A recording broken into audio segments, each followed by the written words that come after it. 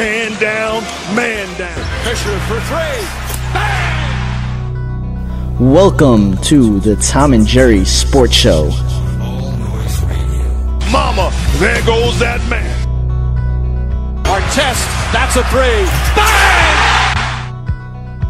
Shoots, he scores! What a play by Tavares! The noise you can't ignore. What up, what up, what up? Welcome back to another episode of the Tom and Jerry Sports Show. Had a nice trade deadline for the NBA. Yeah, kind of disappointing. I feel like nothing going on really. Yeah. There was all the rumors of all these players moving. Yeah. As there is always every year. Here's like the outline of the trade deadline yesterday. The biggest name traded was JJ Redick. Yeah, that's when you know that. Nothing against JJ of it, but JJ, when he's the biggest name getting traded, it's not a very exciting trade deadline. You know, JJ Redick is he's an nice shooter. Yeah, he's an very average nice player.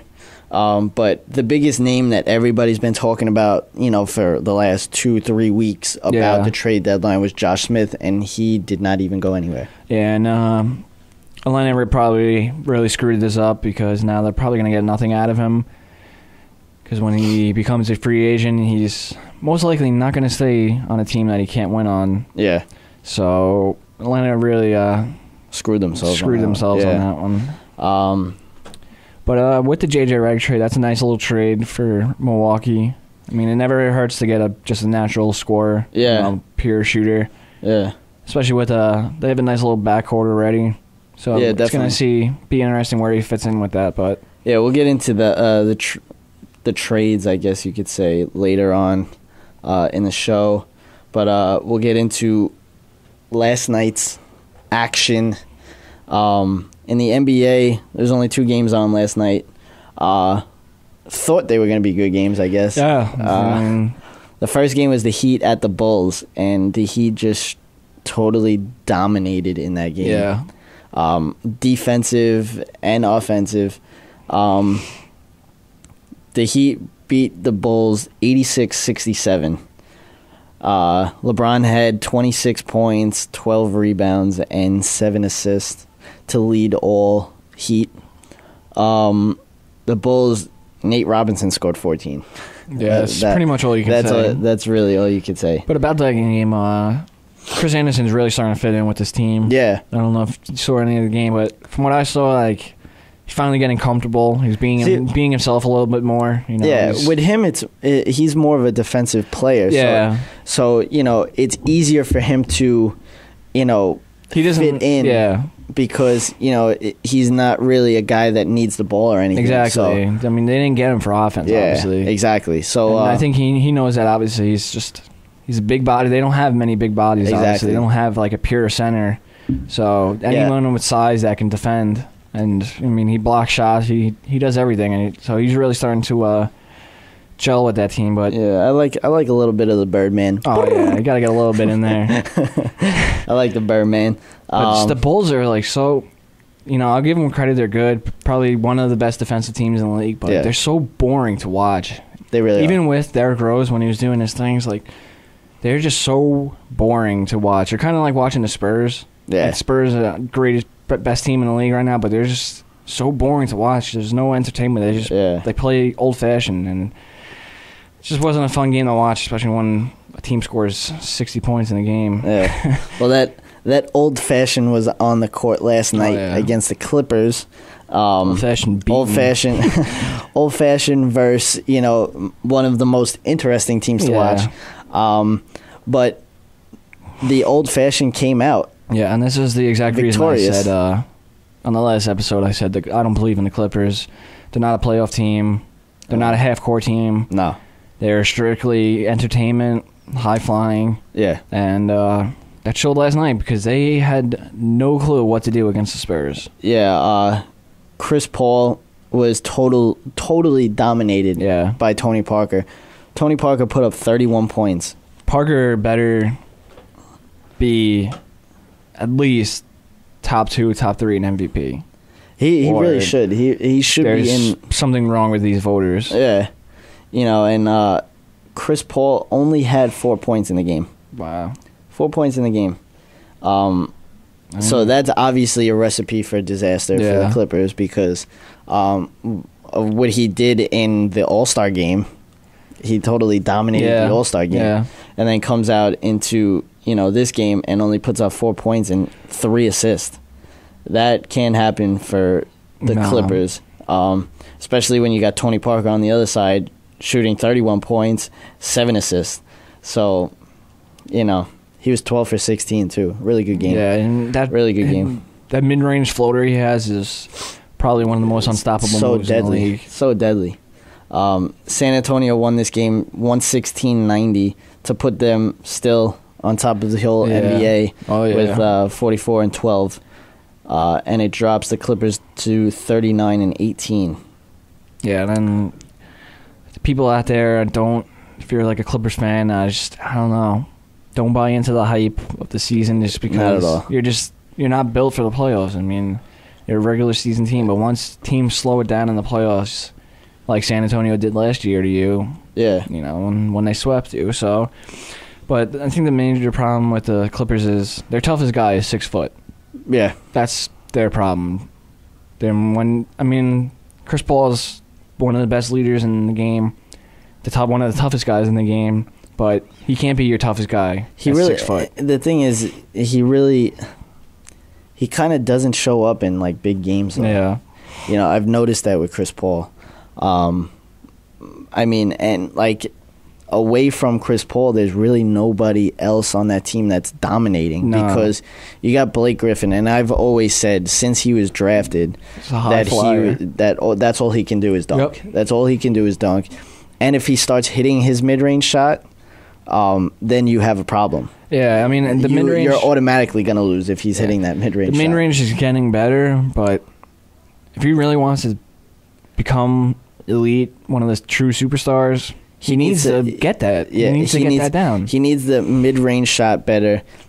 He needs to be a little... That's what he needs. He needs to be a lot better with his back to the basket. Yeah. One of the big guys has to. He works at that. Like, you could see he does that in the game. Yeah. But he's always looking for that dunk, and so DeAndre Jordan is not a good center. I don't think he's a good center at all. Probably defensively, that's about it. Yeah, defensively, yes, he's good, but on the offensive side, all he is a high flyer too. There's nothing.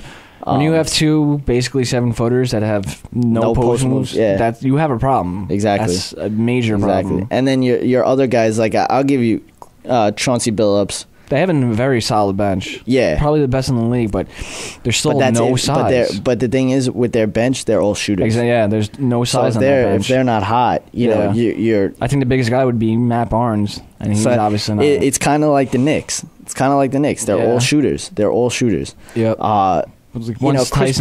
Chris Paul really doesn't drive the ball that much. I mean, he will if he has to. But he's more of a, quick shot kind of guy, or pass.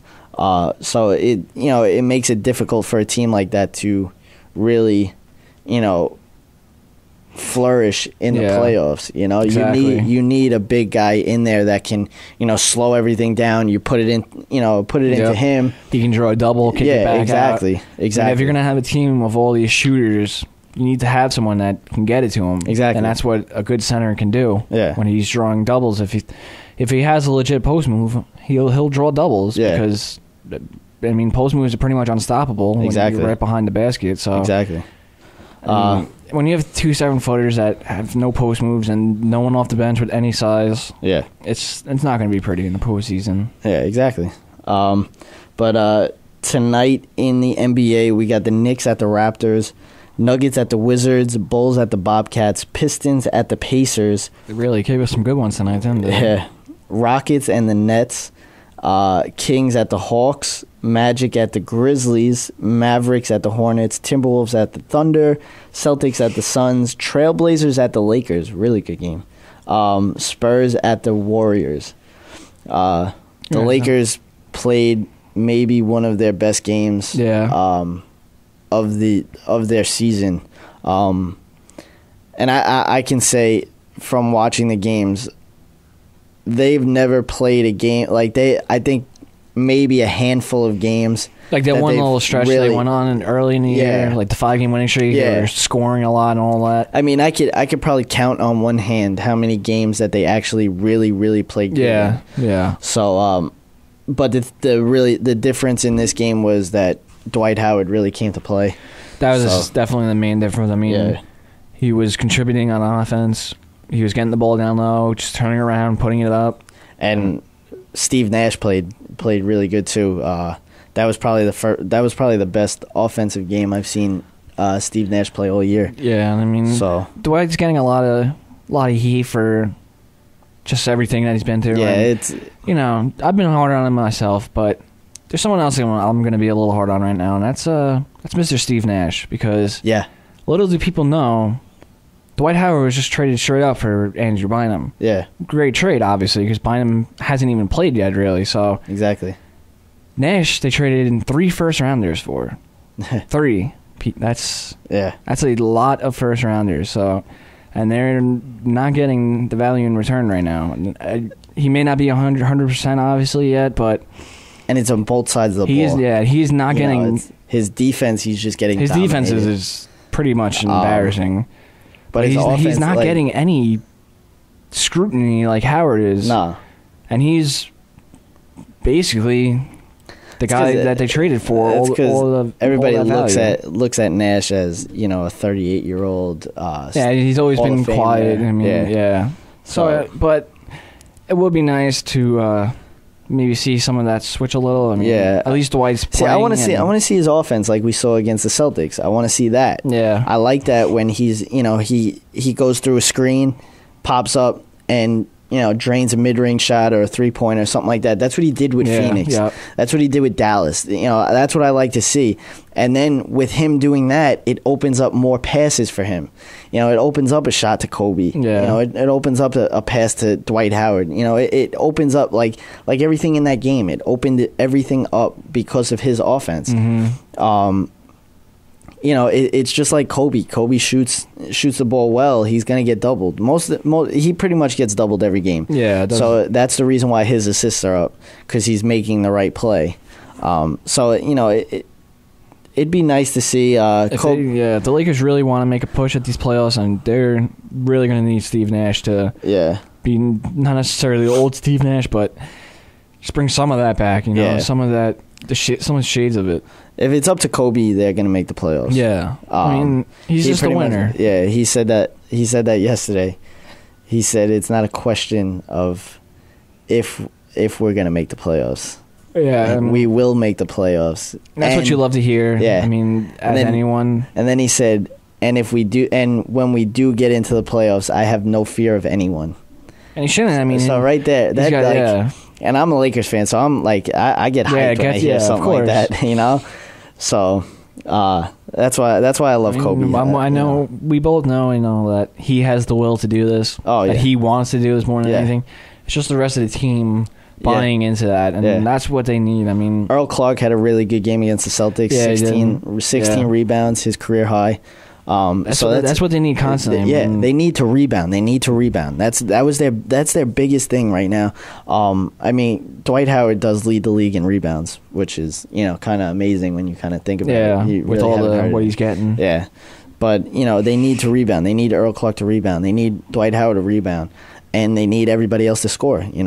But so when we get back from the break, we'll get into a little NHL action from last night. We'll give you the games that are tonight, and a long time, contract. Yes, 2 smiles are on our faces here. Was just put on the waiver wire, so we'll let you know who that is after the break. You're listening to the Tom and Jerry Show.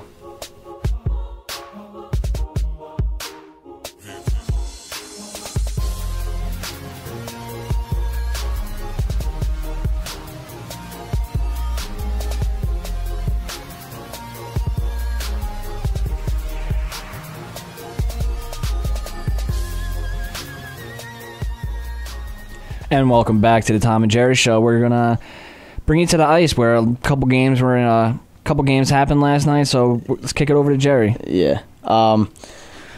Well, first of all, we'll get to that news that we were giving you guys before. We'll make Islanders fans just as happy as we are right now. Yes. That don't know. Well, if you're an Islanders fan, you know that the Islanders signed Rick DiPietro to a 15-year contract a couple of years ago, and that really hasn't panned out well. No, I think we can say that pretty safely. That has not panned out well for the Islanders, and the Islanders finally saw it. They finally saw that he is just not good anymore. Even if he was good, I mean, at some point, that's neither here nor there. But he was placed on the waiver wire today. Huge. That is. I mean, huge. That's monumental just for the ownership and management to do something smart. Yeah, exactly. That's that's the big thing, that they finally realized that he is just terrible, and he's there for so. You got to just. And they're doing. It's great to see. I really think the thing that really got them to make this move was that last goal that he gave up against Ottawa. Yeah. Where it was just flipped up to him, and he just totally closed his glove on it, and it dropped in front of him, and the guy knocked it in between his legs. Yeah, something that it's an easy. I think a blind goalie could have made that. Yeah. So that was the last straw. That was the last straw for me. I said whenever he's in net, I'm not going to watch them play. Because it's not enjoyable. It really isn't. I mean, the Islanders do have their problems already with giving up early goals and everything. So, for them to get rid of him, because, if you give up an early goal, the game's over. Mm-hmm. With him in net, the game is over. Yeah, I think the best thing about this is, this kind of proves that they want to win. Yeah. Because they knew how bad he was. Yeah. But in the past, they would keep guys like that until, at least the end of the year, end of their contract, just because they knew that they basically had no shot anyway. Yeah, because he sucked. Yeah. But if he was good, they would just get rid of him. Mm-hmm. So that's usually the Islanders' motive. Exactly. But to see this, this kind of proves that, they're trying. They're trying. They want this. They want to make the playoffs and all that. And they're tired of a guy basically on contract for 15 years doing nothing. Exactly. And it's great to see finally. Exactly. Well, last night in hockey, we had the Sabres at the Maple Leafs. Maple Leafs won that game 3-1. Panthers beat the Flyers 5-2. Devils beat the Capitals 3-2. Jets beat the Hurricanes 4-3. The Islanders beat the Canadiens in overtime 4-3 with a big comeback win. We'll get back to that after this. The Senators beat the Rangers 3-2 in a shootout. Probably the worst shootout I've ever seen, but we'll get into that after this. Bruins 4-2 over the Lightning. Blue Jackets 3-2 over the Red Wings. Canucks 4-3 over the Stars. Wild 3-1 over the Oilers. So we'll get back to first of all, we'll start with the Rangers and Senators. It was a decent game. We had the Senators 1-0 going into the third period. Rangers scored 2 quick goals, make it 2-1. Senators tied the game up, and then I think it was actually 2-1 Senators, and then the Rangers tied it up. But then they go into a shootout, and I've never seen so many missed shots in my life. And I think the Rangers should try to avoid shootouts from the last couple of shootouts that they had. The one with the Islanders, just terrible shot selection. It was making it way too obvious of the goalie knowing what they're going to do. And the sad part of this whole shootout was the game-winning goal was the botched move. It was a botched move. The puck just left his stick, and went through Lundqvist's That's how it legs. would win, though. So the Senators took that in but, the shootout. We'll always take I'm happy with it. Yeah, I'm happy with it. We'll always take that. I don't like seeing them get points, but, I'm happy with it. We're only 3 points behind them. All right. I'll take it. Islanders going against the Montreal Canadiens. Again, Islanders give up a goal within the first 5 minutes of the game. Always playing comeback. And they can't keep on doing this. You can't. It's going to get to a point where they'll score 2 early goals, and then you can't get back. Well, that was the thing last night. 2-0 in the first period now. And, now it's like, here we go again. Then the Islanders scored, made it 2-1, and then they give up another goal. Now they're down 3-1. And it's like, now it's like, here we go again with the Islanders. Yep. But then they actually showed some heart. That's what they've been doing this year, and that's why we're so happy with what this team is doing. They ended up scoring another goal in the second period to make it 3-2. And then in the third period, they scored, make it 3-3. They went into overtime, and the Islanders scored in overtime with, I think, 2 minutes left by an amazing play by John Tavares. He was going down and kind of just slipped the puck to Grabner, and then Grabner passed it back to Hickey with a wide-open shot. So Hickey scored his first goal of his career. Yeah, it's great to see the puck movement and just great teamwork. And Molson scored 2 goals in the game, which is good. Nabokov kind of settled down. Yeah. Played really well in the third period and in overtime. So, it's big to see them win. They need points like this. They're 7-9-1. It's okay. With 15 points. Yeah, they got. That's good. Yeah. From what we're used to over the years. Oh, I know. Mean, just for them to be fighting, around that 500. That's all we can ask for right now. The Rangers have the last spot in the Eastern Conference. And as you said, we're only 3 points behind them. We're only 3 points behind them. So, it's big. And we still have to play them, I think, 3 more times. So. Yeah, so there's plenty of time for Islanders to make a move in the standings, which I think they will. I think they got to just keep on getting points. Yeah. You can't lose games. Yeah, you can't just lose. Yeah. You got to at least lose in the shootout. Fight them out. One quick thing about NHL, the Blackhawks have not lost yet. They have not. It is, I believe they tied the longest streak ever for 15 or 0-3. Yeah, 16 games in a row of getting at least a point. Yeah, which is an NHL record or tied with the NHL record. They're young. They know how to win. They've already won before when they were even younger than they are now. I mean, they're starters, like they're what they count on. Yeah. And not to mention they're so young. It's not to mention, sickening. The Islanders did beat the best team in the Eastern Conference. No big deal. So, no big deal. I mean, actually, they beat both of them. They beat the Devils the other day. Yeah. Beat Montreal. Then they lost to Carolina. But they're playing decent. But yeah, Chicago 13-0-3, Anaheim's 12-2. Vancouver's 9-3. So I believe in the Blackhawks more than those other teams, just because of previous years. Like they'll win in the playoffs. Like the Ducks, they're kind of like the Sharks. They'll do. Vancouver blew it last year. Exactly. Yeah, Vancouver. They had the best team in the league. Vancouver, I have no more faith in after the past couple of years. I think the past 2 years they had the President's Trophy and got bounced in the first round. I believe both times. The one team that I do believe in though. Is the New Jersey Devils. Yeah, they're the real deal. Yeah, because coming into this year, you thought they made the Stanley Cup last year. They'll be there, they'll be in the playoffs. But I don't think anybody thought they would be especially this with good. Parise, losing Parise. Exactly. But they're 10-3-4, so. They're off to a very nice start, and they're tied for first in the Eastern Conference. Having a goalie besides Brodeur, so Brodeur can have those days off. That's what I'm saying. That's Johan huge. Hedberg that's huge. Ridiculous. So now you can rest Brodeur 2-3 days in a row, and he can be fresh. That's huge. But I think we're done with the NHL. We'll get into the trade deadline from yesterday. Like we were saying, it was the worst. It was terrible.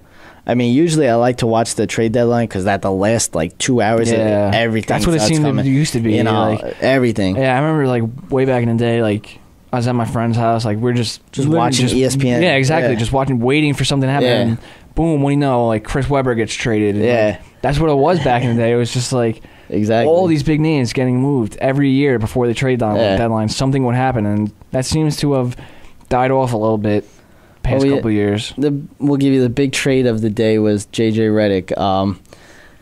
The Bucks and the Magic trade had this trade.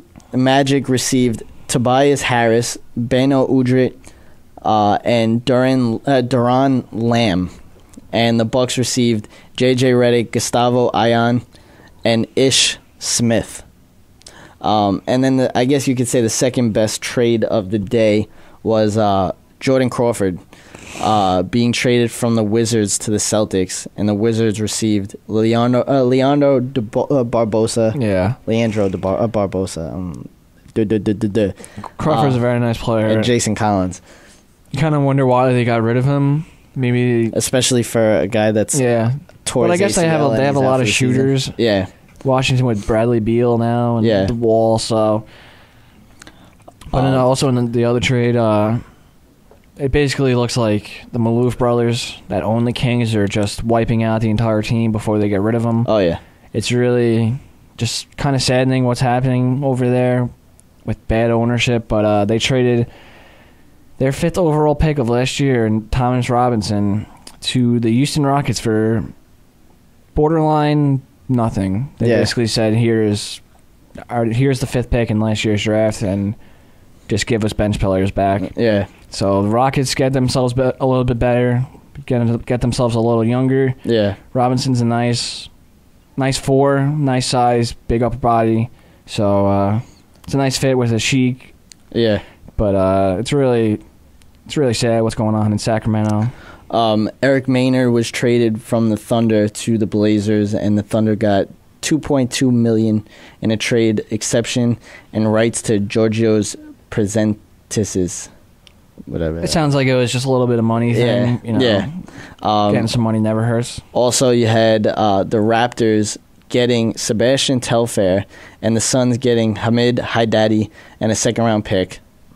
Pretty good move for the Suns. Yeah. Mavericks also got Anthony Morrow, really good shooter. Yeah.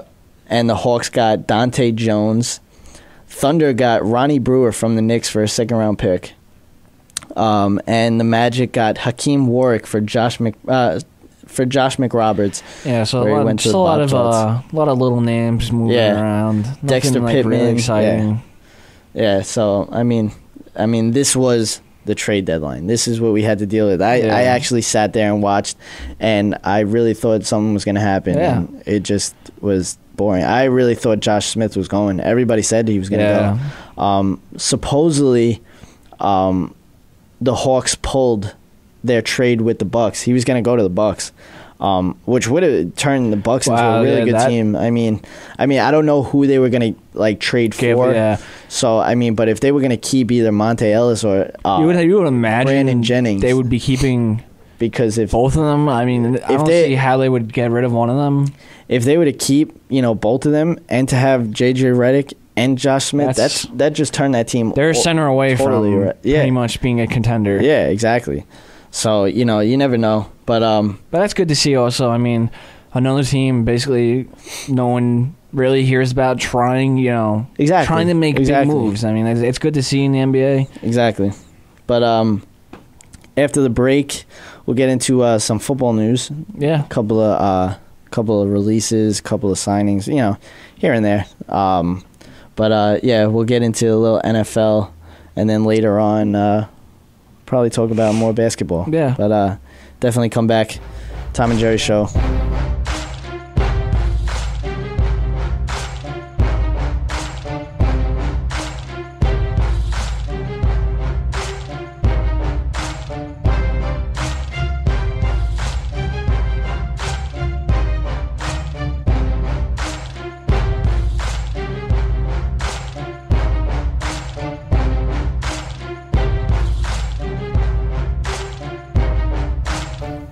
And welcome back to the Tom and Jerry Show. I'm going to bring you over to the gridiron for a little bit of football news, a couple of signing releases. Yeah. Let's get it to Jerry.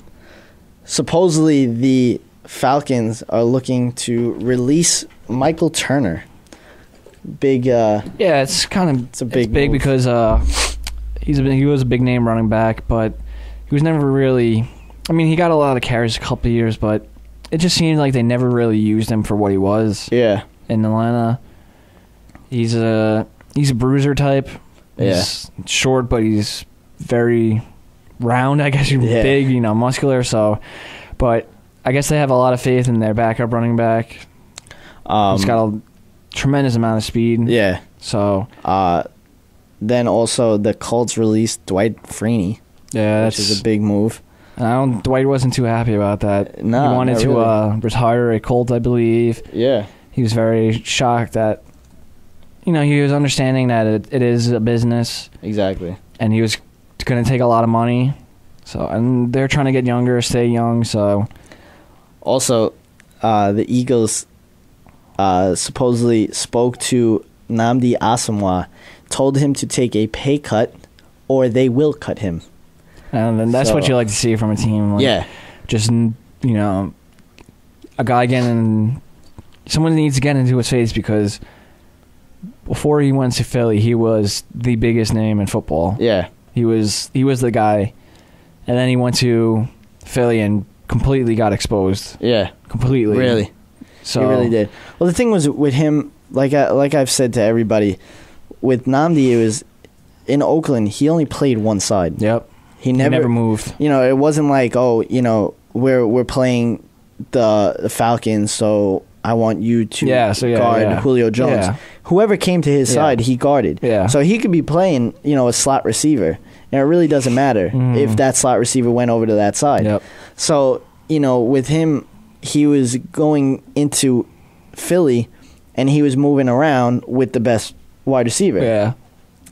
And, he's not really that great of a zone guy. No. And it kind of seemed like he lost his confidence, because his game is getting in your face and shoving you at the line. Yeah, you can totally see the loss of confidence. And it got to the point where he was not even, like, he would get up to someone, but he wouldn't, like, he would kind of just put his hand on the guy, and he would just get totally burnt. Yeah. So, he was just torched by the NFC East. Yeah. NFC East just torched him. Yeah. So, you had Victor Cruz torching him. You had Des Bryant. It wasn't even funny for Nnamdi. So, hopefully this is a nice wake-up call for him. Yeah. To realize, I haven't been living up to the contract I got. So. Yeah.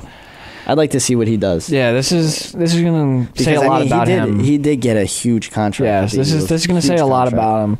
You would hope he's, open-minded enough to realizing that he should take a pay cut, because he... Exactly. It's one thing if you're living up to the contract and they ask you to take a pay cut, but when you're completely, not living up to that contract at all. So, this is going to say a lot about Nnamdi as a person and how he responds to this. Definitely.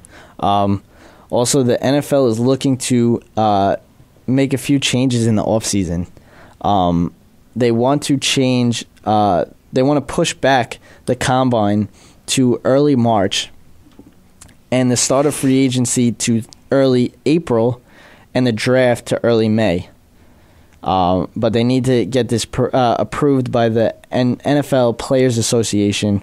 But the league is pushing it very aggressively. So we'll see what happens. I just have something to say real quick on this. They're basically, I read the same article, and what basically Roger Goodell is looking for is to have football basically all year round. Yeah, he wants some form of strength in the name. Yeah, and in the off season. They want one big thing in football, one big event every month. Yeah, that's what they're doing this for. And people don't like Roger Goodell as it is. Yeah, I can't. And trying to do things like this, and the problem I have is how hard and fast they're working on this little stupid thing with the offseason. Yeah. But where is this effort on safety problems? Yeah.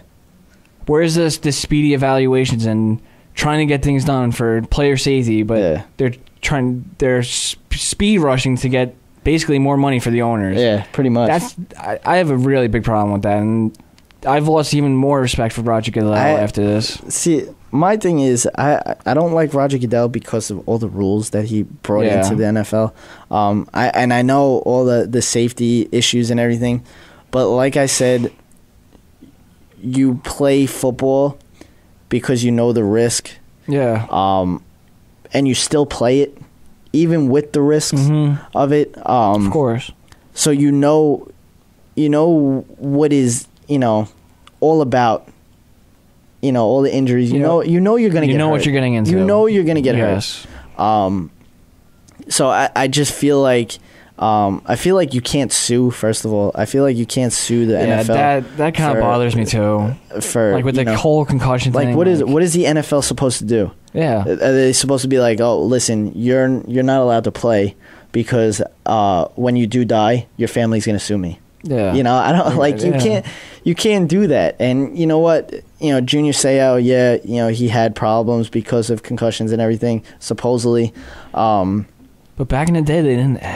Even 10, 15 years ago, they had nowhere near the technology they have now with not even being able to see the concussions on the sidelines and stuff like that. I mean, there was none of that 10, 15 years ago. The thing is now it's like, the concussions. All right, you keep them out. Obviously, that's fine. Yeah. That's safety or whatever. But you know what? With all the rules now, you're making it so that like they can get hurt worse. Mm-hmm. A guy can see, I could get a big hit here, but I might get a flag, so I'm gonna pull up, and all of a sudden just tears his leg up. Tears his knee up. So it's things like that. By creating rules that are basically creating more ways to injure people. Exactly. Or different ways to injure people. Exactly. It's like, I can't hit high. I'll just take out this guy's knee then. Exactly. Because that's all you can tackle. And the thing that annoys me is when you see a guy catch the ball and he's about to get hit, his first instinct is to duck his head. Yes.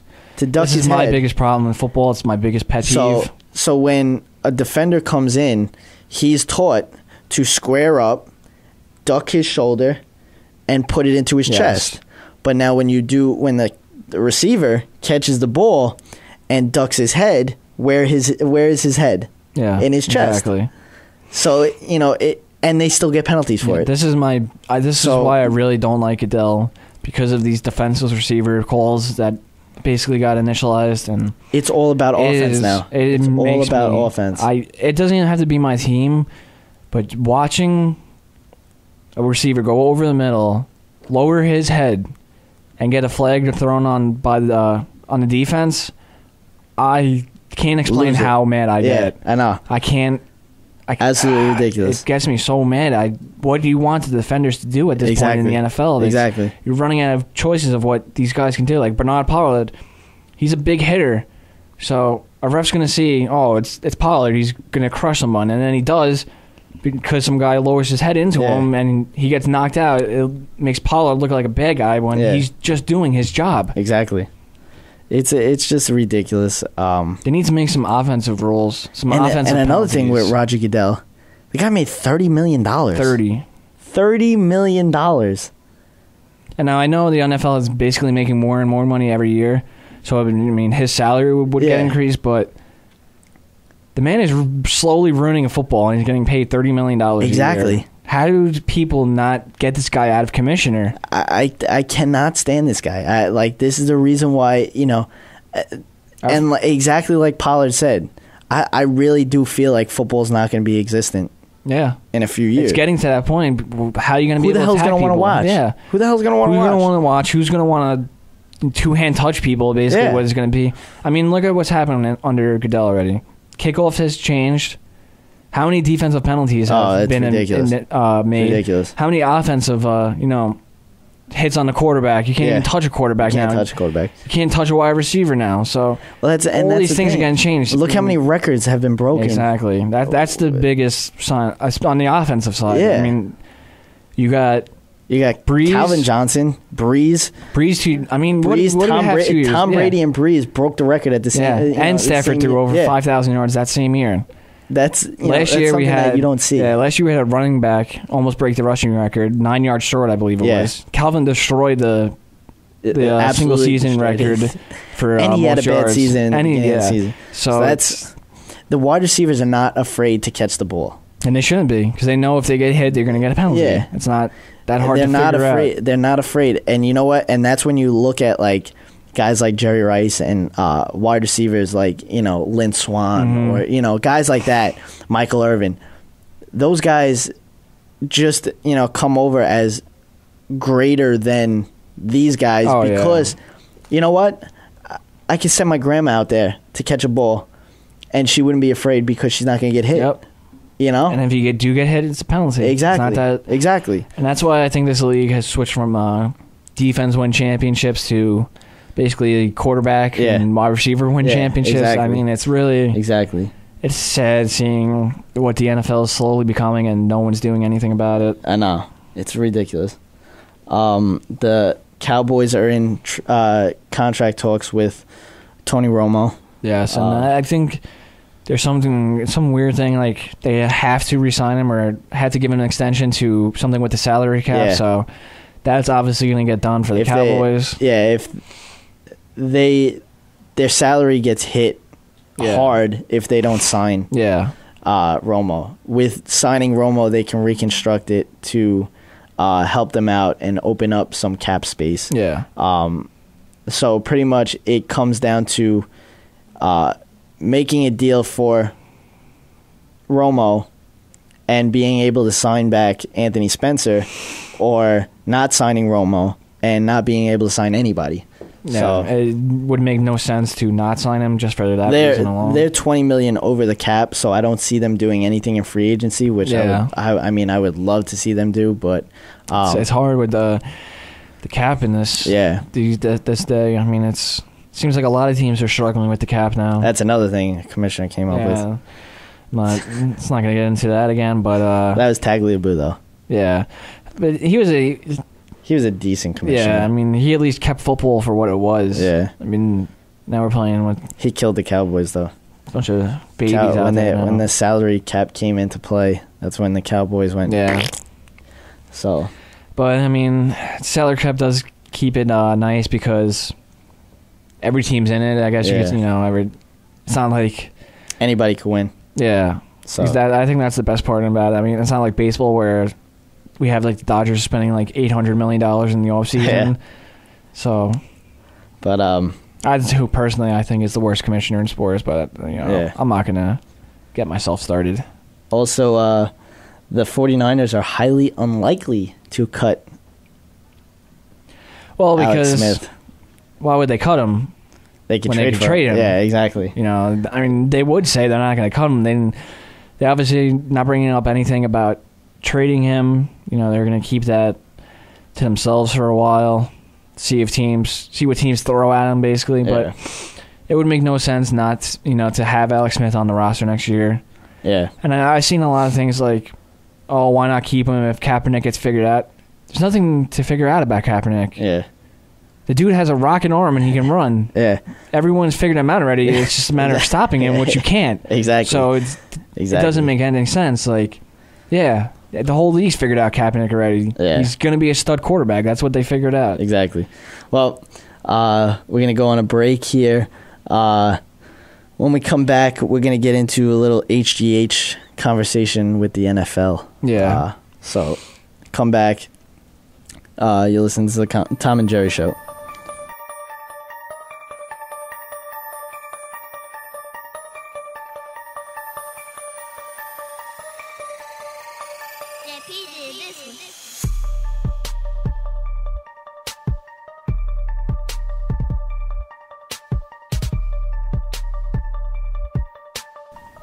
And welcome back to the Tom and Jerry Show. Before we left, we were talking about HGH and what's going on with football.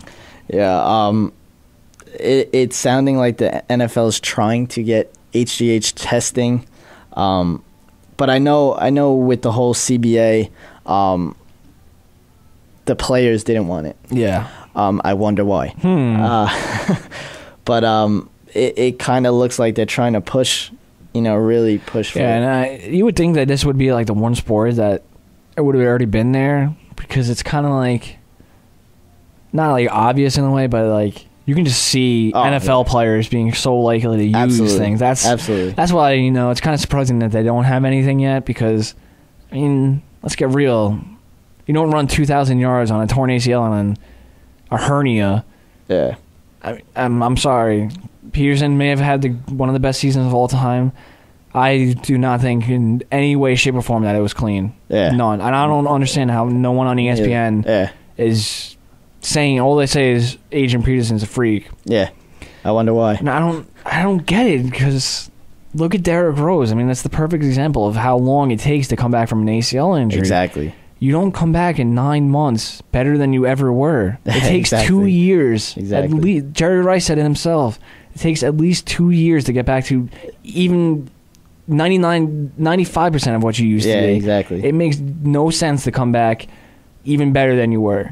Yeah, Adolfo Birch, the NFL's senior vice president of law and labor policy, said, I have concerns for a vast majority of our players who are clean and want to compete in the right way, that they are being sacrificed for issues that don't involve the policy and are really more about trying to get do-overs on issues that are unrelated to the effectiveness of this particular steroid policy.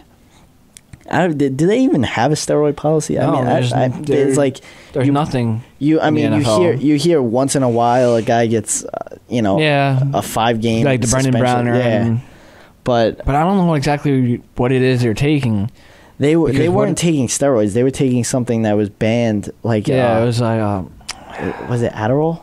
I think one of them was something with Adderall. Right? Yeah. So I mean, but like I said, HGH is the main thing that I think most. Yeah, I know. Most NFL I love how like steroids and HGH isn't getting tested, but steroids is easier to figure out than HGH, because HGH you have to do blood testing. Yeah.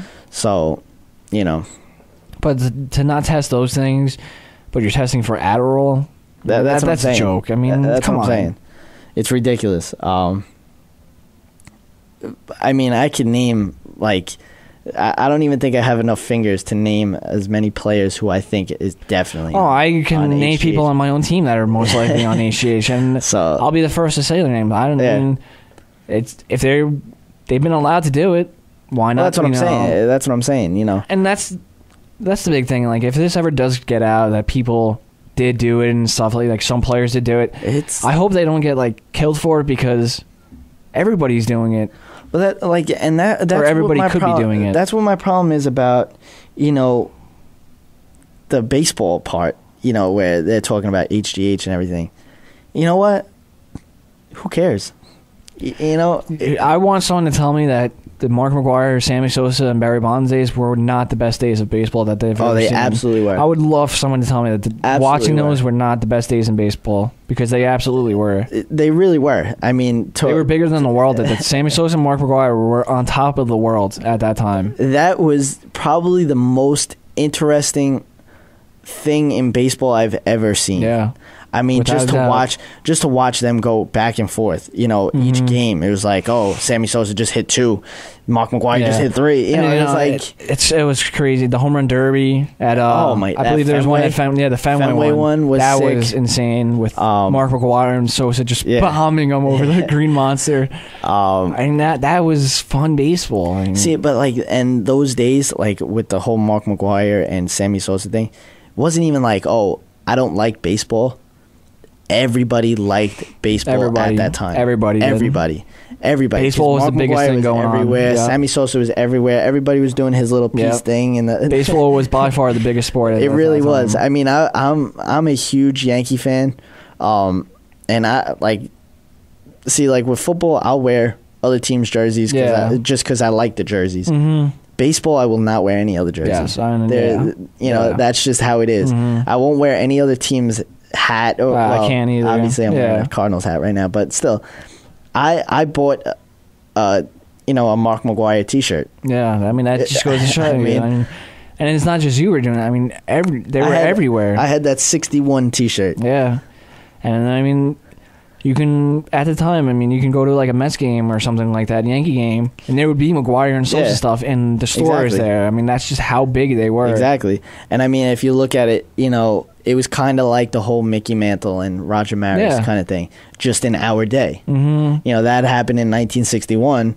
This was happening in, what was it? It was 2000. Early 2000. I can't think of. I think it was 99. Yeah. 99, I think. It's 98, 99. Yeah. It was like those. Yes. So, I mean, it was just it was fun to watch. It was. The Cardinals games, and then when they played each other, the Cardinals and the Cubs. Forget about it. It man. was insane. And then that night that Mark McGwire, I believe, broke to 61. Yeah. They were playing the Cubs. Sammy Sosa, the big hug, and I mean his son was awesome. the bat boy. Yeah, it was really an awesome scene. Honestly, I'm not gonna say, oh, you know what, you guys should go out and start doing HGH and start hitting home runs. I'm not gonna say that. Yeah, but I'm saying don't stop making a big deal about it. You're ruining guys' lives.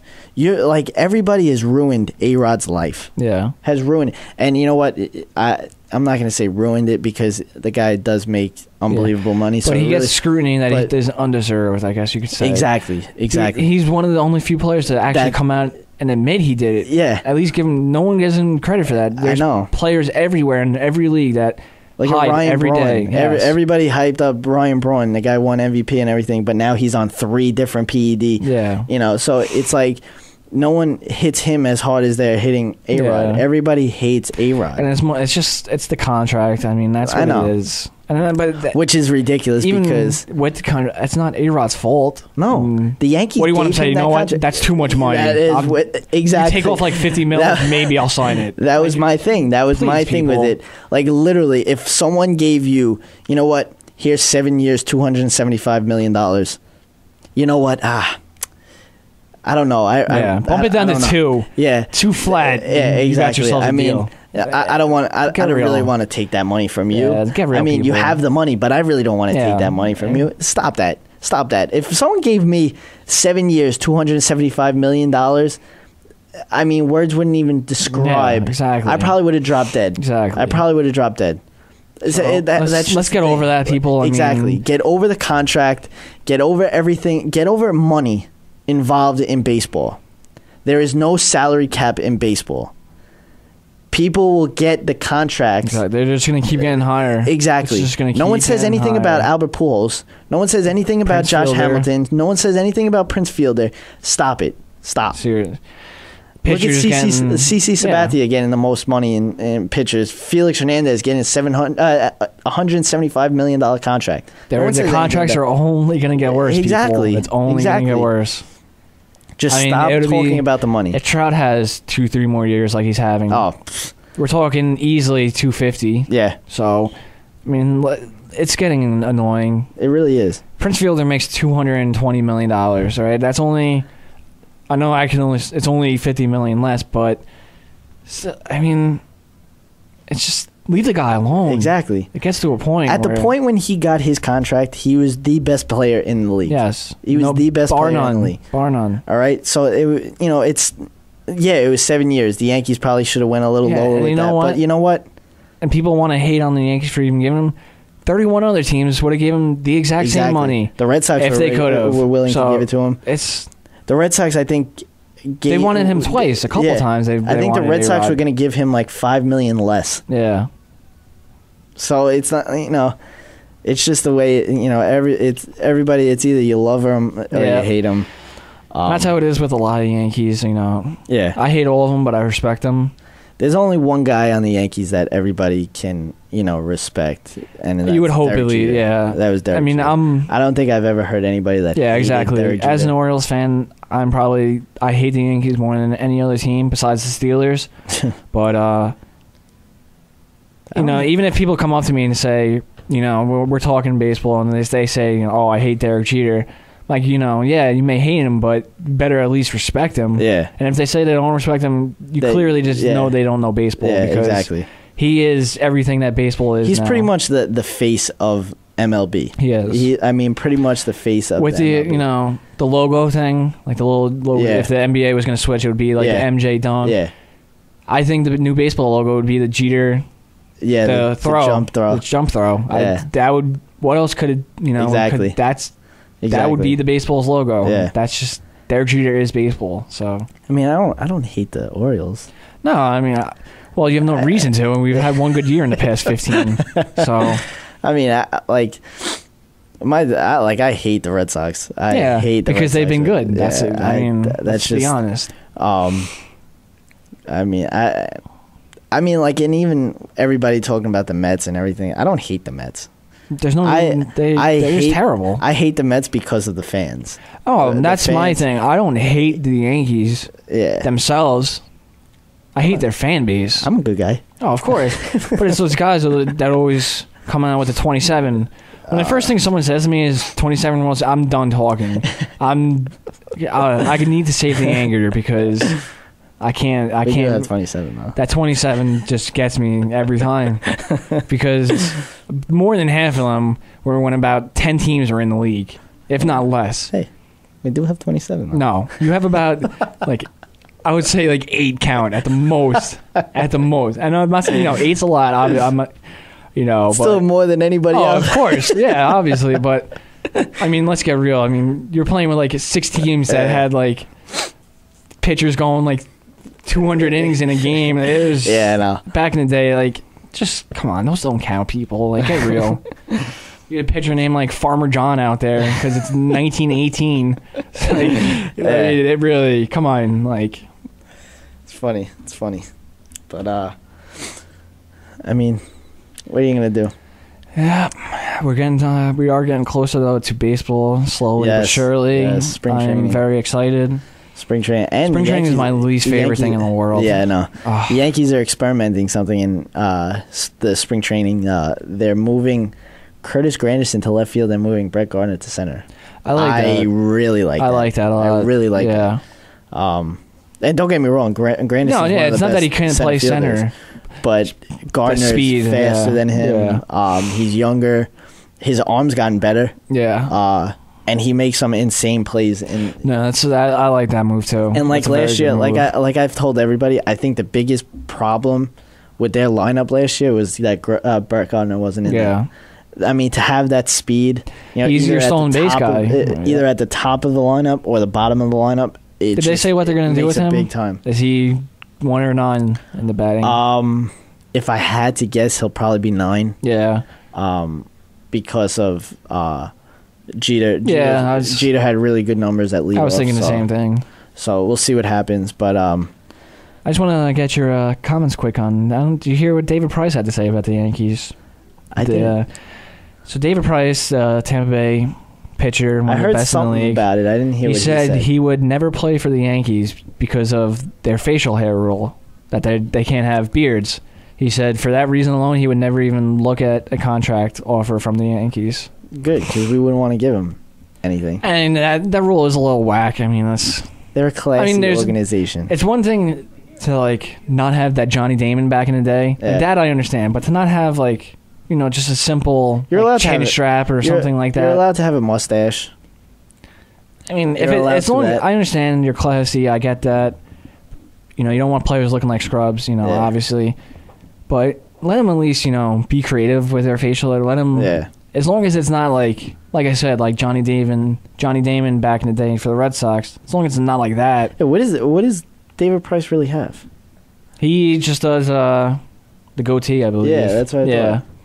But so nothing major, but whatever. Tampa Bay's got to get past the Yankees first of all, so we'll see what happens.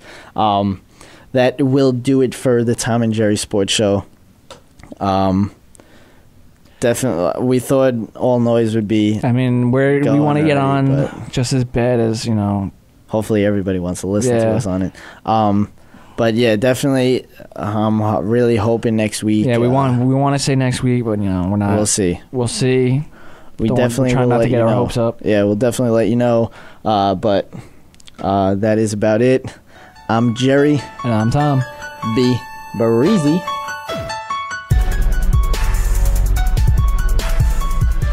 Thanks for listening to another episode of The Tom and Jerry Show.